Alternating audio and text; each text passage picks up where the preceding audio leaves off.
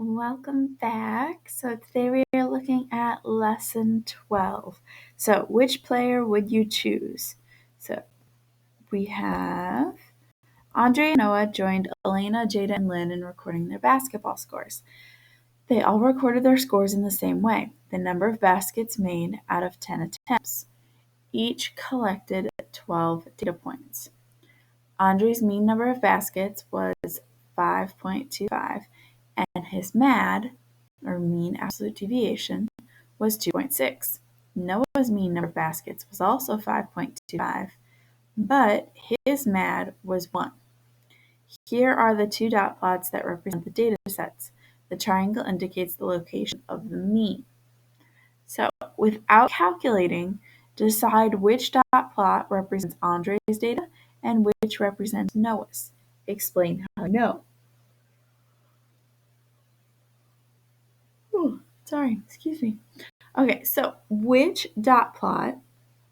Obviously, both of them have a mean at 5.25. So that doesn't tell us anything to specify between the two. But Andre, his MAD was 2.6. Noah's was 1. What does it mean to have a mean absolute deviation of just 1? Is our data more spread out or is it closer together? It's closer together. So if we look at these data, is data set B very close together? No. What about data set A? Yep, so that means data set A is, oops, that's supposed to be an O. Sorry. Noah's, which means data set B with the higher mean absolute deviation and the more spread out data is Andre's. Now, how we know the difference between these is that Andre has a larger, so Andre has a larger MAD and data set B a wider spread. So if you remember from just last time where we're talking about the mean absolute deviation and then the spreads of our dot plot, the wider the spread, the larger the MAD. So if you were the captain of a basketball team and could use one more player on your team, would you choose Andre or Noah? Explain your reasoning. So based on this information, who would you rather have as a player?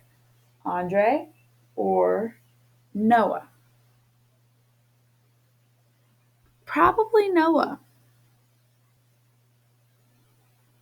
So even though they have the same mean, so even though they get about the same number of baskets out of 10 baskets, Noah is more consistent, whereas Andre has some high points. Oh, excuse me. Andre's got those high points, like he's getting the 9 and the 8, but he's also getting the 1 and the 2, whereas Noah has an 8 and a 3. So Noah, he's more consistent. So that mean absolute deviation in this case is telling us not only our data points together, but based on the real life situation, that means he's more consistent at making baskets.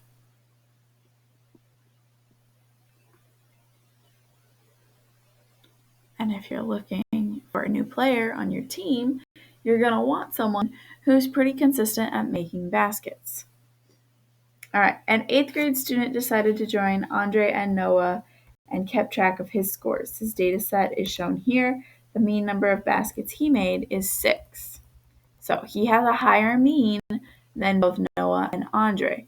So what we're going to take and do is we're going to calculate this 8th grade student's MAD. So for how far 6 is from 6, it's 0, 5 is 1, 4 is 2, 7 is 1, 6 is 0, 5 is 1, 7 is 1, 8 is 2, 5 is 1, 6 is 0, 5 is 1, and 8 is 2.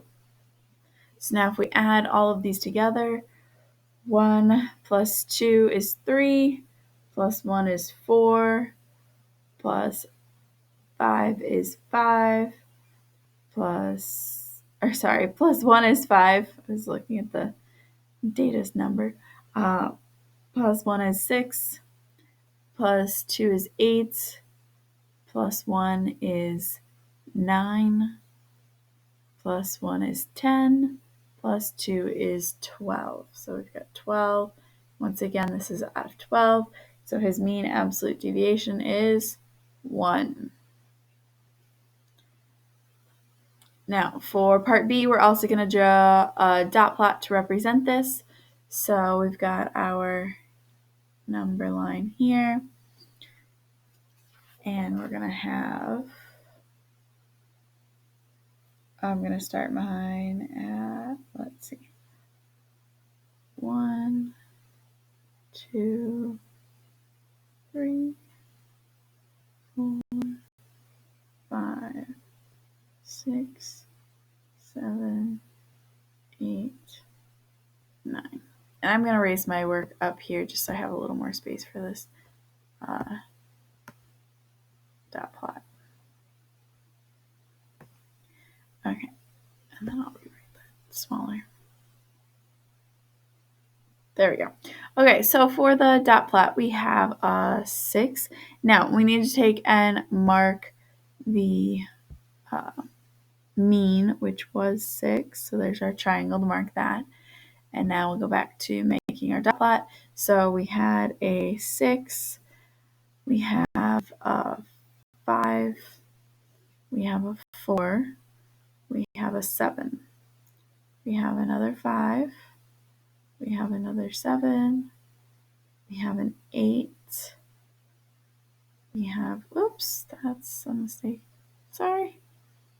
We have another 5, we have another 6, oops, I think it got off in here somehow, hang on. Let's start over. Okay, so we've got the 6, then we've got the 5, then we have the 4, so that's that one, that one, that one. Then we have 7, then we have another 6, I missed that 6. We have another 5, then we have another 7, then we have an 8, then we have another 5, ooh, it was really high, hang on. Another 5, we have another 6, we have another 5, another 8. So we do the dot plot to represent this, so that little dot up there is part of this dot plot. So for part D, compare the dot plots. Or wait, sorry, read the wrong thing. Part C, compare the 8th grade student's mean and MAD to Noah's mean and MAD. So remember, Noah had a mean of 5 1/4, and he had a MAD of 1. So looking at that, what do we notice? So the MAD is the same, both consistent,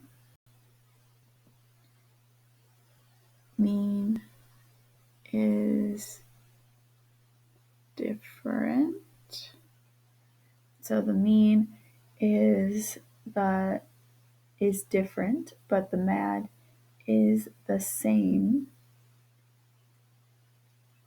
So in that case, it shows us that they're both consistent. It's just the 8th grader had a little bit higher set of values rather than what Noah had.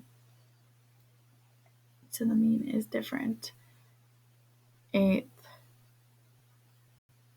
grader higher. For D, compare their dot plots. What do you notice about the distributions? So if we look, we have from 4 to 8 up here. We have from 3 to 8. For the most part, they look fairly evenly spread. So it's the same spread.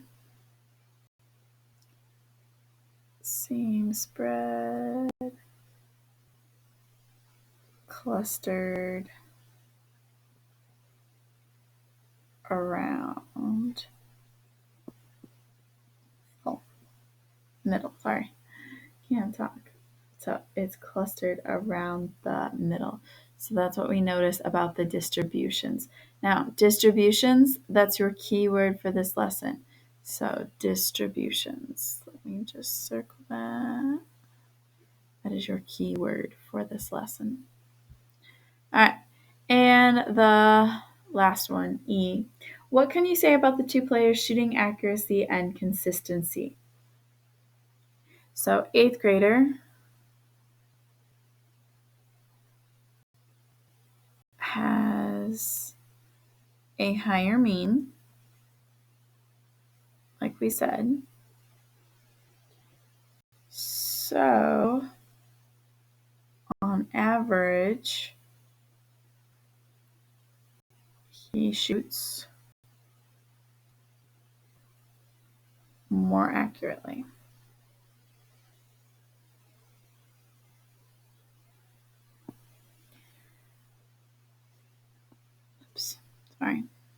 More accurately than Noah. Now, the same man value, or mean absolute deviation, suggests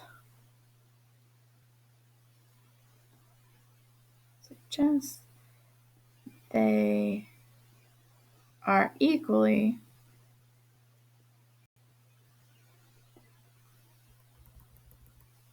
consistent.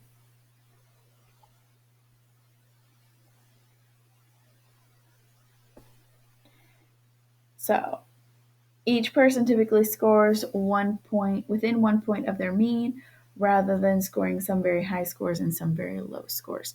So that's what we're looking at there. That mean absolute deviation says that they're pretty close to always scoring the same amount each time. Okay? All right, so like I said, your keyword for this lesson is distributions. Distributions are just how we take and discuss our data, how we look at the spread and all of that. All right, have a wonderful week and happy mathing.